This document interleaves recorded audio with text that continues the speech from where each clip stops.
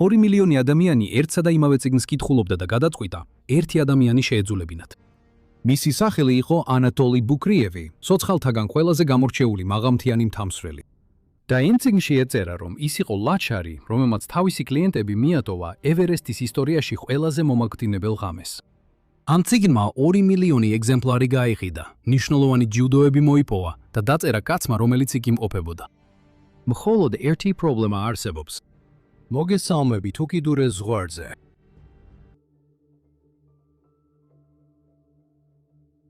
$1986 წლის 10 მაისს, დაახლოებით 13:07 საათზე, ეს 38 წლის ხაზახი მთამსვლელი, სახელად ანატოლი ბუკრიევი, დედამიწის უმაღლეს წერტილზე ავიდა.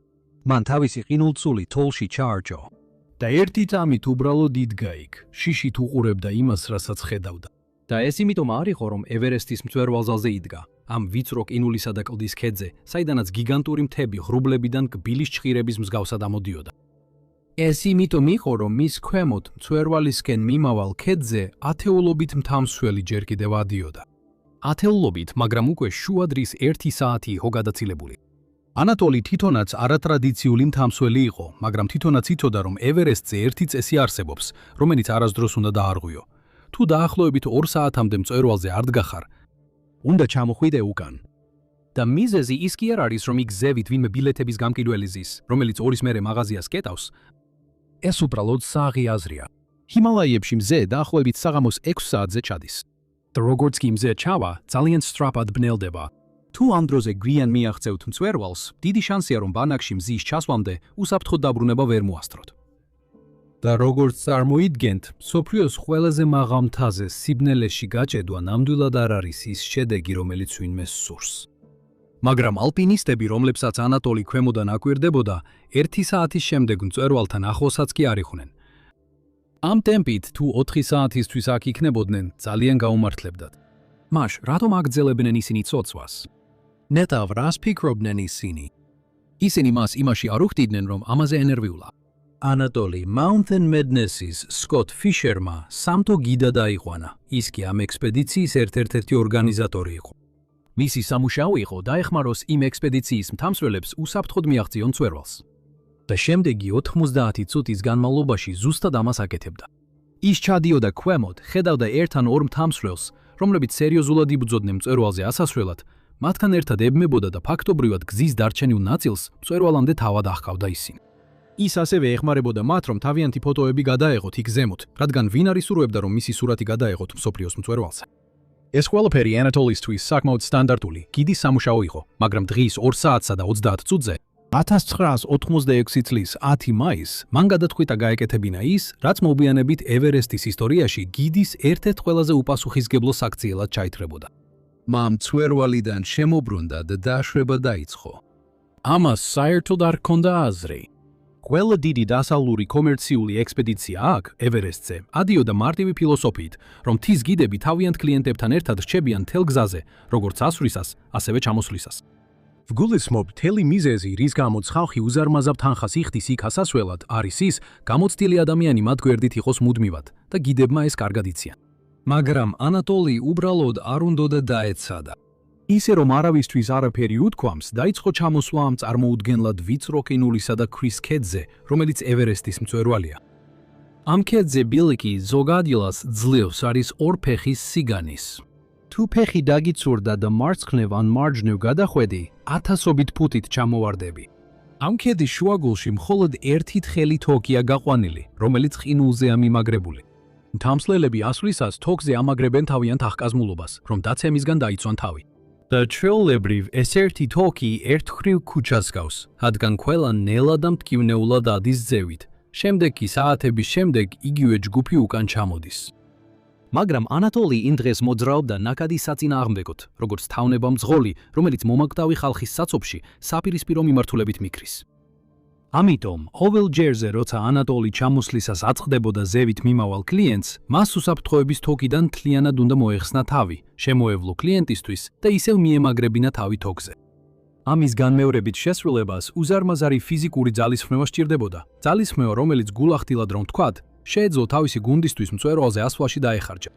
ეხლა არ ვიცი თქვენ როგორ იქნებოდით, მაგრამ მე აბსოლუტურად გაბრაზებული ვიქნებოდი, რომ იმ თამსვლელის ადგილას ყოფილიყავი, რომელსაც ანატოლი გვერდს უვლიდა. აქვე ხჭობი. ზურგზე ამ მოუხერხებელ მძიმე მეტალის ჟანგბადის ბალონს ვატარებ და თითოეული სანტიმეტრისთვის ვიბრძვი ყინულზე. და მხოლოდ იმისთვის, რომ ავიხედო და დავინახო ეს კაცი, რომელიც თითქოს უნდა მამხნევებდეს ამ ბოლო მონაკვეთში, პრაქტიკულად ფრედ ასტერისავით სრიალებს მთიდან, თითქოს კიბეზე ჩამოდის. მეგობარო, თავს ისევ გზნოდი თითქოს ის კაცი, ვისაც მთელი ქონება გადაუხადე, რომ დავეცავი, უბრალოდ მიმატოვა და სასიკვდილოდ დამტოვა.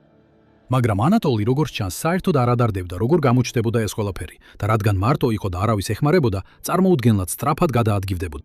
ის იმდენად სწრაფი იყო, რომ 10 მაისს საღამოს 5 საათისთვის უკვე უსაფრთხო დაბრუნდა მეოთხე ბანაკში. სხვათა შორის ევერესტზე მეოთხე ბანაკი არც კი გავს იმ ბანაკს, როგორცაც თქვენ ან მე წარმოვიდგენდით. ეს უბრალოდ ბრტყელი, უნაკოფო ადგილია ორ მთის მწვერვალ შორის. მაგრამ იქ კარვები იყო. 26,000 ფუტზე საკმარისია. იმ წამს, როცა ანატოლი მივიდა მეოთხე ბანაკში, გახსნა თავისი კარვის შესასვლელი, შეძვრა შიგნით, რომ ბოლოს და ბოლოს თავი დაეხწია მწარე ქარისთვის და მაშინვე დაიწყო დასვენება. მან ანთო თავისი პატარა ბანაკის ქურა და დაიწყო თოვლის ნაჭრების დნობა, რომ ცხელი ჩაი გაეკეთებინა. ყველასთვის, ვინც უყურებდა, ჩანდა, რომ მას ეგონა მისი საქმე დასრულებული იყო.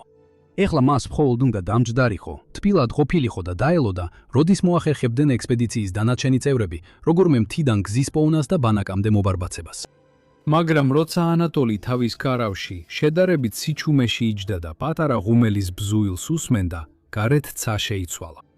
როცა 5:30-ის შემდეგ რამდენიმე წუთში გარეთ გაიხედა, ქარმა ნაილონის კედლების ძლიერად რთქმა დაიწყო. თოვლის პანტელები სულ უფრო სწრაფად ცვიოდა და ცა სწრაფად ირებდა მუქ არაბუნებრივი ნაცრისფერ ფერს. სახიდან ალბათ სულ გადაუვიდა ფერი. მან ზუსტად იცოდა, რას ნიშნავდა ეს. ყველაზე ცუდი შედეგი, რაც შეიძლებოდა ამ მომენტში დატოვებულ მთამსვლელებს დამართოდათ, უკვე ხდებოდა. ადვილია იმ მომენტს შეხედო და იფიქრო, თითქოს მთა მას ადრე ჩამოსვლისთვის ჯიდა. მაგრამ სიმართლე ისაა, რომ ეს ქარიშხალი მხოლოდ ბევრად უფრო ბნელი დავის გამომწვევი იყო, რომელიც მთელ ამ სამთამსვლელო სეზონს სამუდამოდ დაასვამდა ლაქას. იმის გასაგებად, რა მიიყვანა ეს ყველაფერი აქამდე, რამდენიმე თვეს უკან უნდა დავბრუნდეთ. 1996 წლის გაზაფხულისთვის ევერესტზე ასვლა შეცვლილი იყო. ეს უკვე ძალიან კომერციული ოპერაცია გახდა. ნებისმიერ ადამიანს, ვისაც $65,000 ჰქონდა, შეეძლო ფაქტობრივად ევერესტზე ასვლა იყიდოს. ეს ნიშნავდა, რომ იმ სეზონზე კლიენტები ყველა გამოცდილი მთამსვლელი არ იყვნენ. ისინი იყვნენ მდიდარი პროფესიონალები, მაღალი საზოგადოების წარმომადგენლები, ექიმები და ჟურნალისტები და მათ ელოდათ განსაკუთრებული ყურადღება და მომსახურება. მათ არ ელოდათ, რომ რამე არასწორად წავიდოდა. მაგრამ 1996 წელი იყო სეზონი, როცა ყველაფერი არეულობაში აღმოჩნდა. დაუნდობელი ქარიშხლები კვირების განმავლობაში მწვერვალს ატყდებოდა. ამიტომ, როდესაც 10 მაისს იშვიათი და ვიწრო ამინდის ფანჯარა გაიხსნა, თითქმის ყველა გიდის კომპანია სწორედ იმ დღეს წავიდა მწვერვალისკენ. ამან მთის ყველაზე საშიშ ნაწილში უზარმაზარი, ნელა მოძრავი საცობი შექმნა. იმ დროისთვის, როცა ამ გამოფიტულმა მთამსვლელებმა საბოლოოდ მწვერვალს მიაღწიეს, ისინი მკაცრად დადგენილ შუადღის 2 საათის ვადას ბევრად გადააცილეს. უკან დასაბრუნებელი ვადა უკვე გასული იყო და მათი ჟანგბადი საშიშად იწურებოდა. მაგრამ მათ ეგონათ, რომ უსაფრთხოდ იყვნენ. შემდეგი დიდი შტორმი ხვალამდე არ უნდა მოსულიყო. მაგრამ ევერესტმა ეს შეტყობინება ვერ მიიღო. საამოს 6 საათისთვის ცა სრულიად გაშავდა. მოულოდნელმა ქარბუქმა დაატყდა თავს ათეულობით დაუცველ მთამსვლელს, რომლებიც ჯერ კიდევ ჩამოსვლას ცდილობდნენ. ქარიშხლის ძალის ქარმა 70 მილი საათში სიჩქარით გადაუარა ქედს, რის შედეგადაც ქარის სიცივე 100 გრადუსამდე დაეცა ნულზე ქვემოთ, რაც კანის გაყინვას იწვევდა. მაგრამ სიცივე ყველაზე დიდი საფრთხეც კი არ იყო, ეს იყო თოვლი. მყარი ყინულის კრისტალები წარმოუდგენელი სიჩქარით ჰორიზონტალურად მიქროდნენ. წარმოიდგინე, რომ ავტომაგისტრალზე მოძრავი მანქანის ფანჯრიდან თავს ხობ და ამ დროს ვიღაცა პირდაპირ თვალებში ქვიშას გესვრის. თამსვლელებს სუნთქვისთვის ქარისგან სახის მიბრუნება უწევდათ. და როცა ამას აბსოლუტურ თეთრ ბურუში აკეთებ, მიმართულების გრძნობა სრულიად გეკარგება. მარცხნივ, მარჯვნივ, წინ, უკან. ყველაფერი უბრალოდ თვალის მომჭრელ თეთრ კედლად იქცევა. და სანამ მთაზე მყოფი ალპინისტები მოასწრებდნენ მომზადებას, ქარბუქი დაატყდა თავს ათეულობით დაუცველ ალპინისტს, რომლებიც ჯერ კიდევ მთის ზედა ფერდობებიდან ჩამოდიოდნენ. 70 მილი საათში. ეს ისეთივე სიჩქარეა, როგორც მანქანა გზატკეცილზე, რომელიც დაღლიულ სხეულებს ეჯახება. ქარის სიცივე დაახლოებით 100 გრადუსამდე დაეცა ნულზე ქვემოთ, რაც საკმარისია, რომ ღია კანის ზედაპირს 1 წუთზე ნაკლებ ბროში მოკინვა მიაყენოს. მაგრამ ყველაზე დიდი პრობლემა არც კი იყო სიცივე, არამედ თოვლი, რომელსაც ეს ქარიანი ქარბუქი აქეთ-იქით ისროდა. მყარი ყინულის კრისტალები ჰორიზონტალურად, წარმოუდგენელი სიჩქარით მიფრინავდნენ და პირდაპირ სახეში ხვდებოდათ. თამსლელები, რომლებიც ამ ქარბუქს უპირისპირდებოდნენ, უბრალოდ ვერ ახერხებდნენ თვალების გახელას. ისინი უბრალოდ ვერ ახერხებდნენ ამას. წარმოიდგინეთ, რომ ავტობანზე მოძრავი მანქანის ფანჯრიდან თავს ყოფთ, ხოლო ვიღაც პირდაპირ თვალებში ქვიშას გიხრით. მათ სახე ქარისგან უნდა მიებრუნებინათ, რომ სუნთქვა და თვალების დაცვა შეძლებოდათ. ერთადერთი პრობლემა ის იყო, რომ მათ აღარ ჰქონდათ წარმოდგენა, სად იყო მარცხნივ, მარჯვნივ, წინ ან უკან, რადგან უბრალოდ ყველაფერი ირგვლივ თეთრად ჩანდა. ეს ყველაზე მძიმე მდგომარეობაა, რომელშიც შეიძლება ალპინისტი აღმოჩნდეს. 1996 წლის 10 მაისს ანატოლის ექსპედიციიდან გიდების ჯგუფი და რამდენიმე კლიენტი სწორედ ამ კოშმარში აღმოჩნდნენ. ისინი ნელა ჩამოდიოდნენ ქედზე, როცა ქარიშხალი მოულოდნელად დაატყდა თავს, სრულიად მოუმზადებლებს. ირონიულია, რადგან ისინი მეოთხე ბანაკის უსაფრთხოებამდე სულ რამდენიმე ასეული ფუტის დაშორებით იყვნენ, მაგრამ იმ თეთრ ქარბუქში თითქოს ეს ბანაკი სულ სხვა მთაზე ყოფილიყო. საათობით თვალის მომწრელ თოლში ისინი უბრალოდ ბნელში ბოდიალობდნენ, იმ იმედით, რომ როგორმე მეოთხე ბანაკის კაროებს დააწყდებოდნენ. მიუხედავად იმისა, რომ საკუთარ სახესთან 2 ფუტშიც ვერაფერს ხედავდნენ, მაგრამ საბოლოოდ ჯგუფი იძულებული გახდა სრულიად გაჩერებულიყო.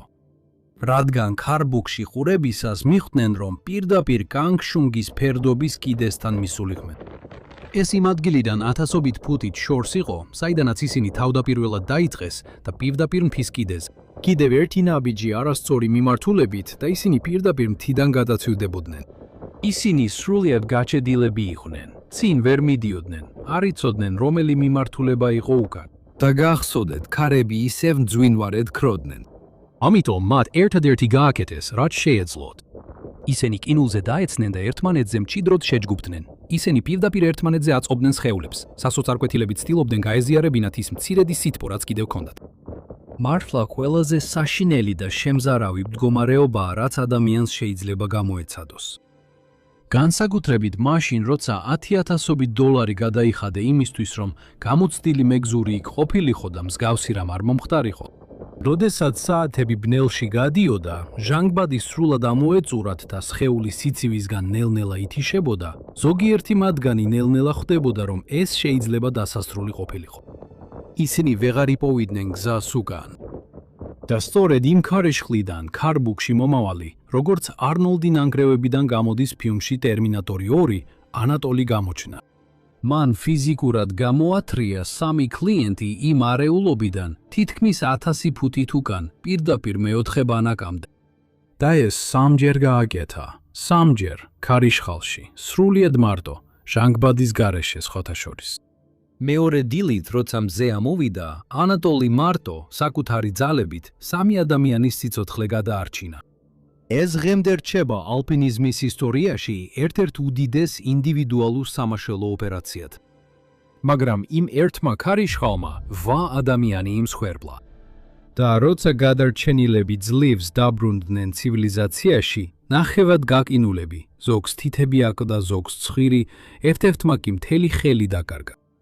მსოფლიოს ერთი რამ აინტერესებდა. ვისი ბრალი იყო ეს? და ამ კაცს ეგონა, რომ პასუხი იცოდა. მისი სახელი იყო ჯონ კრაკაუერი და გულწრფელად რომ თქვა, ის იდეალური ადამიანი ჩანდა ამ კითხვაზე პასუხის გასაცემად. პირველ რიგში ჯონი იყო ძალიან პატივცემული ჟურნალისტი Outside Magazine-ში. ეს ადამიანი პირდაპირ იყო გაწვრთნილი, თუ როგორ გამოეძიებინა და დეტალურად დაეშალა ძალიან რთული კატასტროფები. მეორეც, ჯონი ვილურად იმყოფებოდა ევერესტზე სწორედ ამ შტორმის დროს, როგორც კლიენტი, რომელმაც ამისთვის გადაიხადა. ასე რომ, მან პირადად გამოიარა ეს კოშმარი. მან დაინახა, როგორ იღუპებოდნენ ადამიანები. თვითონაც თითქმის გარდაიცვალა. და როცა სახლში დაბრუნდა, რომ დაეწერა ეს ისტორია, ჯონმა ბრალი დასდო კონკრეტულ გადაწყვეტილებებსა და კონკრეტულ ადამიანებს, რომლებიც მისი აზრით იმ დღეს ვერ ასრულებდნენ თავიანთ საქმეს. და ერთ-ერთი ადამიანი, რომელსაც ის ადანაშაულებდა, იყო, როგორც მიხვდით, ანატოლი. ჯონმა ზუსტად ის თქვა, რასაც ამ ამბავს რომ უყურებ, იფიქრებდი. ხო, რა თქმა უნდა, ანატოლიმ 3 ადამიანი გადაარჩინა, საკუთარი სიცოცხლის დიდი რისკის ფასად. ამას ვერ უარყოფ. მაგრამ საერთოდ რატომ იყვნენ ისინი თავდაპირველად ერთად შეჯგუფებულები და იქ ჩარჩენილები? განა ეს ნაწილობრივ იმიტომ არ მოხდა, რომ მათი მეგზური, სწორედ ის ადამიანი, ვინც სახლში უნდა დაებრუნებინა, ისინი უბრალოდ იმიტომ, რომ გვიანი იყო, მათ მიტოვა ქედზე. და ეს მხოლოდ ამით არ დასრულებულა. ამ ასვლისთვის ანატოლი აირჩია, რომ ბალონური ჟანგბადის გარეშე ასულიყო. ეს მისი მეოთხე ასვა იყო იქ ჟანგბადის გარეშე.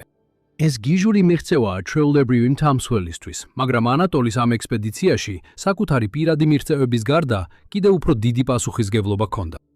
მისი ამოცანები იქ დამატებით ძალას მოითხოვდა. დამატებით ძალას, რომელსაც მხოლოდ ბალონიანი ჟანგბადი აძლევს მთამსვლელებს იმ სიმაღლეებზე. და ნახეთ, როცა $25,000 გიხდიან იმისთვის, რომ ხალხი ცოცხალი შეინარჩუნო, არჩევ რომ ავიდე დამატებითი ჟანგბადის გარეშე. როდესაც ეს ნამდვილად მისცემდა საშუალებას უფრო ნათლად ეფიქრა და მეტ კლიენტს დახმარებოდა, ეს უბრალოდ ჯონის აზრით ამპარტავნული და მშიშარა შეცდომა იყო. საოცარია, რამდენად სწრაფად გავრცელდა ეს არგუმენტი.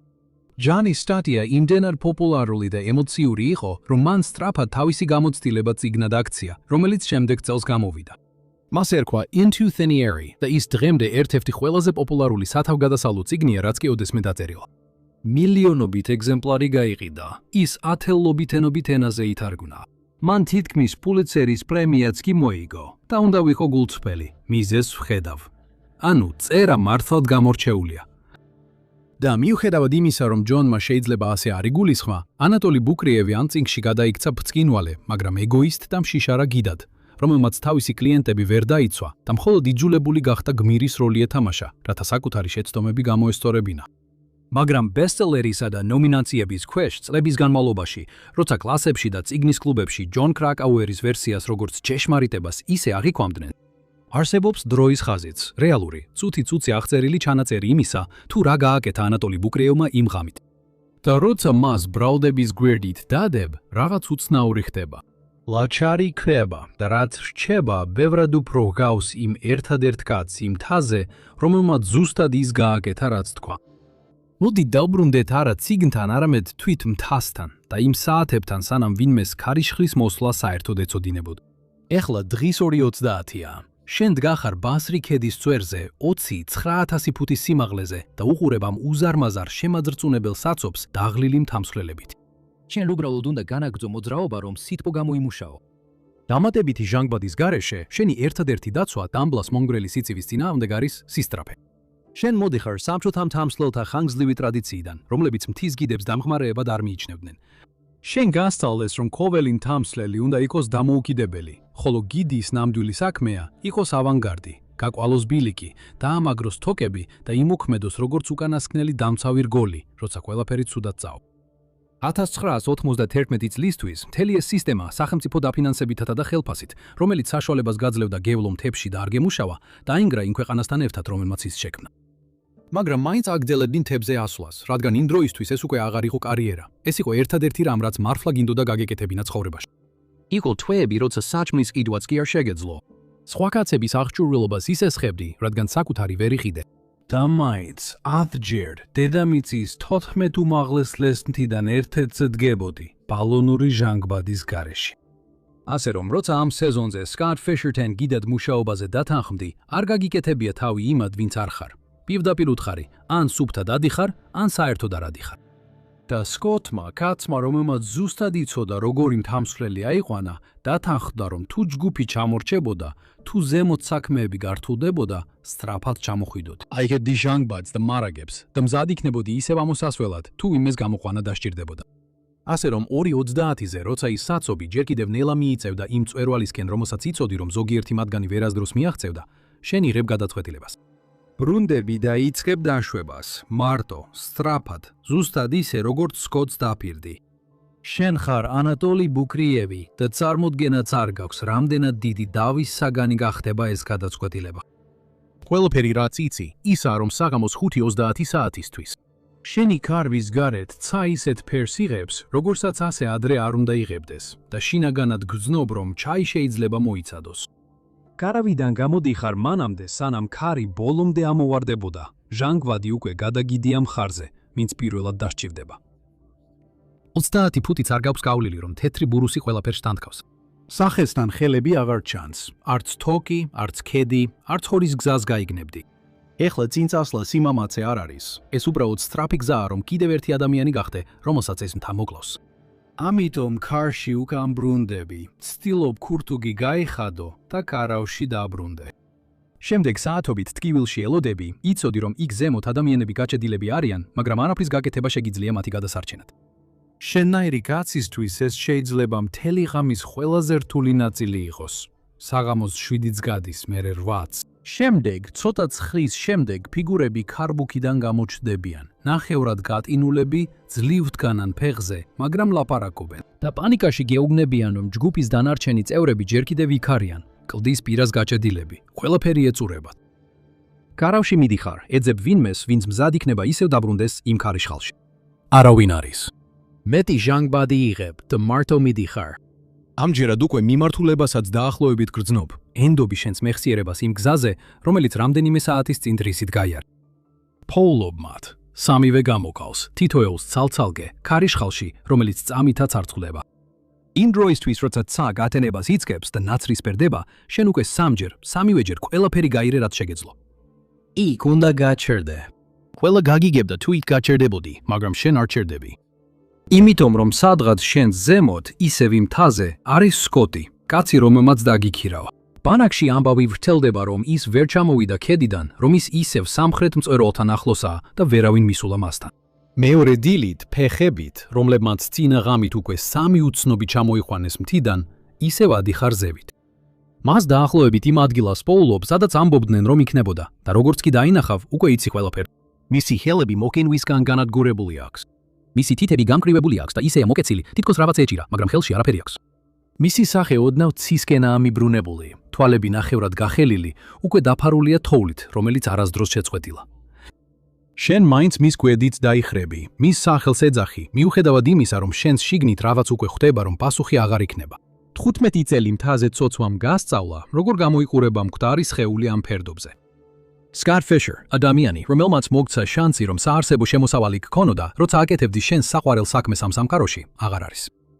და ვერც კი აბრუნებ მას სახლში, რადგან არ გაქვს ძალა, რომ მარტო ჩამოიყვან. დღის ბოლოსთვის შენ ჟანგბადის გარეშე აიცოცე ევერესტზე. 3 უცნობი ადამიანი ქარიშხლიდან გამოიყვანე და დაემშვიდობე ადამიანს, რომელმაც დაგიქირავა, ისე რომ სიტყვაც არ გითქვამს. და მაინც, მიუხედავად ყველაფრისა, ერთ დილას, ოშაბათს, იხვიძებ და კითხულობ სტატიას, რომელიც დაწერა კაცმა, რომელიც თავის კარავში ეძინა მაშინ, როცა შენ ჯერ კიდევ იმ ქარიშხალში იყავი. და ის წერს, რომ შენ მიატოვე შენი მთავსვრელები, ფაქტობრივად გეძახის ლაჩარს. პირადად მე, ალბათ ჭკუიდან შევიშლებოდი. მინდოდა მეხვირა და დამესახელებინა ყოველი საათი, რომელიც იმ ქარიშხალში გავატარე, მაშინ როცა ის ეძინა, რომ თელმა მსოფლიომ ზუსტად იცოდეს, სად იყო ის მაშინ, როცა მე ჯერ კიდევ მოძრაობდი. მაგრამ ანატოლი ესე არ მოქცეულა. მან არ დაიწყო საჯარო კამათი პრესაში. მან უბრალოდ სცადა სიმართლე დაედგინა. ჯერ მან წერილი მისწერა ჯონის ძალიან პოპულარული სტატიის პასუხად, რათა თავისი მხარე აეხსნა. მან წარმოადგინა დროის ხაზიც და თავისი ტაქტიკური მიზეზიც, თუ რატომ ჩავიდა იმ დღეს ადრე. მან პრაქტიკულად მთელ მსოფლიოს თხოვა უბრალოდ შეხედონ ფაქტებს, თუ ვინ გადარჩა იმ ღამეს და ზუსტად რატომ გადარჩნენ ისინი. მან ეს წერილიც კი დაასრულა ფრაზით, რომელსაც თითქმის არავინ ელოდა. მე ვუწდი მას ხელს და ვამხნევებ ამ მცდელობას. ზოგი ამას კეთილშობილურს უწოდებდა, მაგრამ მსოფლიო მის უკვე ბოროტმოქმედად აირჩია. მოკლე გადახვევა. ყოველ თვე არის ისტორია, რომელიც არასდროს ხდება YouTube-ზე. ის იქ არის თუ გინდათ, Patreon-ზე, ბმული ქვემოთ, ვემოთ. ეხლა, სად გავჩერდით? John Krakauer იყო ოსტატი, ლირიკული მწერალი, რომელსაც ზურგს უმაგრებდა უზარმაზარი დასავლური საგამომცემლო მანქანა. ანატოლი იყო სტოიკი, პირდაპირი ყაზახი მთავსვლელი, რომლისთვისაც ინგლისური არც კი იყო პირველი ენა. იცით, ამ მთელი შემთხვევის ერთ-ერთი ყველაზე უცნაური რამ არის ის, თუ რამდენად ბევრ საკითხში თანხმდებიან ჯონიც და ანატოლიც, თუნდაც თავად არ იცოდნენ ეს. ორივეს თანხმდებოდა, რომ თოკები უფრო ადრე უნდა დაემაგრებინათ დღის განმავლობაში. ორივე მაღიარა, რომ იმ მთაზე ერთდროულად ძალიან ბევრი გამოუცდელი მთავსვლელი იყო. ორივემაც კი აღიარა, რომ კომერციულმა ევერესტის ინდუსტრიამ თავის თავს გადაასწრო და ძვირადღირებულ ოცნებებს ხიდდა იმ ადამიანებს, რომლებსაც გულწრფელად რომ თქვათ, საერთოდ არ უნდა ყოფილიყვნენ იქ. მაგრამ იქ დასრულდა ყველაფერი. ადამიანები დაიღუპნენ. ორივე მხარე დარწმუნებული იყო, რომ მათი მოწინააღმდეგეები ცდებოდნენ. ეს აუცილებლად გადაიქცეოდა ძალიან პირადულ, წარმოუდგენლად არეულ ჩხუბად. და ზუსტად ასე მოხდა. მოგვიანებით 1997 წელს ანატოლი გაერთიანდა მწერალ ვესტონ დევალდთან და გამოსცა საკუთარი წიგნი „აღმასვლა“, სპეციალურად იმისთვის, რომ ჯონის მტკიცებები პუნქტობრივად დაემხო. ამის შემდეგ ჯონმა და ანატოლიმ დაიწყეს Outside Magazine-ში რედაქტორს მიწერილი, მწარე და ძალიან ტექნიკური წერილების საჯაროდ გაცვლა. სიტუაცია იმდენად განცვავდა, რომ ჯონი მარφაც დაბრუნდა და განაახლა პოსტსკრიპტუმები ჰაერში გაუჩინარების შემდეგ გამოცემებში, მხოლოდ იმისთვის, რომ ანატოლის წიგნს შეეწინააღმდეგოს. ანატოლის მხარე მაშინვე უპასუხა. ჯონი უწოდა დილეტანტ კლიენტს, რომელიც გარედან ჩქუის დარიგებას ცდილობდა ისეთ სიტუაციაში, რომლის გასაგებად არც გამოცდილება ჰქონდა და არც კომპეტენცია. ეს უთანხმოება თამსვლელთა სამყაროს ორ ნაწილად გაჰყო. მილიონობით ჩვეულებრივი მკითხველი ჯონის წიგნს როგორც ბიბლიას ისე აღიქვამდა, მაგრამ ასევე იყვნენ ელიტური თამსვლელები, რომლებიც ხვდებოდნენ, რატომ მიიღო ანატოლი მინბრე დღეს ასეთი გადაწყვეტილებები. მათ სჭირდებოდათ არბიტრი, ადამიანი, რომელიც კარგად იცნობდა როგორც თამსვლელობას, ასევე მედიას. ეს ადამიანი გალენ როული იყო. თუ ეს სახელი არ გსმენიათ, უნდა იცოდეთ, გალენ როული ერთ-ერთი ყველაზე პატივსაცემი თამსვლელი და ფოტოგრაფი იყო. მან 30 წელი გაატარა სწორედ ასეთი გადაწყვეტილებების მიღების დოკუმენტირებაში, სწორედ ასეთ სიმაღლეზე და ზეწოლის ქვეშ. როცა გალენ როუელი რაიმეს ამბობდა მთაზე, მას უსმენდნენ ისინი, ვინც რეალურად ადიოდნენ მთებზე. დნემ მთებზე. 1997 წლის მაისში, დაახლოებით 1 თვის შემდეგ, რაც Into Thin Air გამოვიდა, როუელი დაჯდა და სტატია დაწერა Wall Street Journal-ისთვის. მან პირდაპირ თქვა: მან პირდაპირ შეუტია ჯონის ვერსიას და ეს გააკეთა იმ იარაღით, რომელსაც თითქმის ვერავინ შეედავება. მთელი შემთხვევის ქრონოლოგია. სანამ ანატოლი იქ მარტო იყო, ჯონი თავის კარავში ეძინა. ეს შეურაცხყოფა არ არის. ჯონიც თითქმის დაიღუპა იმ დღეს. ამის შემდეგ არავინ ადანაშაულებს ადამიანს დასვენებაში. მაგრამ ძნელია შეათანხმო უგუნური მეგზურის ბრალდება, რომელსაც არ აინტერესებდა იმ ფაქტთან, რომ ის უგონოდ იყო, მაშინ როცა ის ვისაც ადანაშაულებს, ჯერ კიდევ იქ მუშაობდა. გალენმა კიდევ უფრო შორს წავიდა. მან იდავა, რომ ანატოლიმ უბრალოდ არ გაუმართლა, არამედ მან მთაზე მყოფ ყველა ადამიანზე უკეთ შეაფასა მთელი ვითარება, რამდენიმე საათით ადრე, ვიდრე ამას მნიშვნელობა ექნებოდა.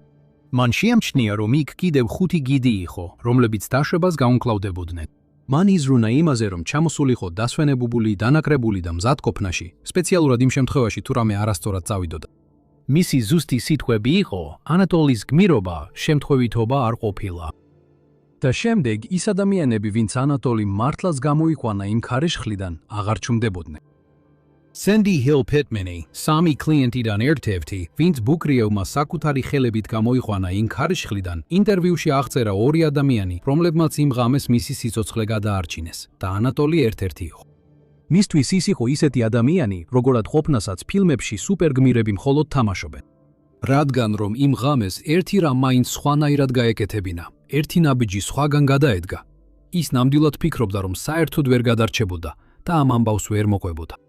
შარლოტ პაქსი, კიდევ ერთი ალპინისტი, რომელიც ბუკრიევმა იმ ნულოვანი ხილვადობის ქარბუქიდან გამოიყვანა, ამას კიდევ უფრო მარტივად ამბობდა. ანატოლიმ ჩემი სიცოცხლე გადაარჩინა.